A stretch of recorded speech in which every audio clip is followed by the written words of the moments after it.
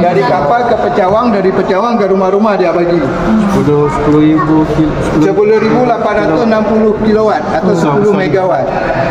Dia bisa mensupport 90 kampung kurang lebih. Dia pembekalannya pakai diesel. PLTD ini pembangkit listrik tenaga diesel. Genset ya. Ini generator. ini sepanjang ini. Ya. Sepanjang ini dah dikeluarkan itu yang tadi saya tunjuk itu. Ya.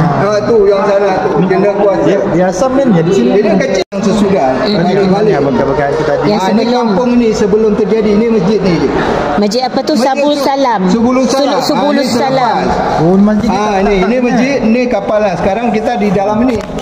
Ni kota Bandar Aceh juga. Ini Masjid Baitur Rahman, ni Padang. Yang di samping Musidum. Ini selepas perbandingan. Ini jeti Olele. Ini sebelum kan? Ini sebelum kapal ni duduk di sini. Selepas putus ni jeti. Foto habis ah. Ya Allah. Ini jeti. Kapal ini waktu ditunda. Masa dibawa daripada ini. Oh, Ini kapal ni. jalan.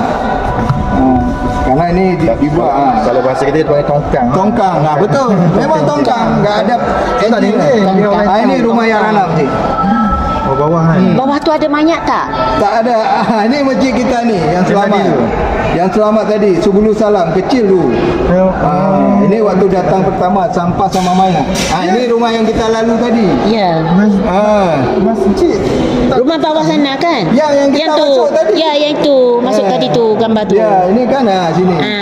Bila air dah surut kan dia pun jatuh juga. Ini saya ambil ni. Nanti lihat. Ini jalan asal yang kita lalu tadi. Betul ya. Habis. Ini duduk Malaysia di mana?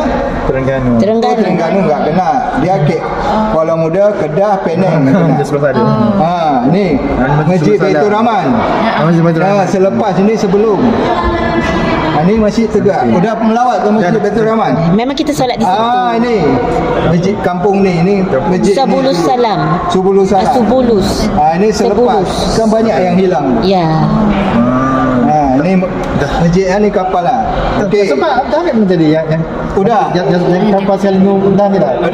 Ada saya ambil semua. Senang nampak. Peta Sheikh Map Sumatera Andaman. Memang dekat sangat. Punca Gegar. Ini saya ambil dulu. Ya, ambil dulu gambar tu. Ini kan punca gegar di sini epicenter dah. Dia punca gegar, kekuatan gegar ni 9.1. Ini kedalamannya 30 kilo. Oh, tinggi. Jarak sama kita Bandar Aceh di sini kita. Sini 250. Yang sini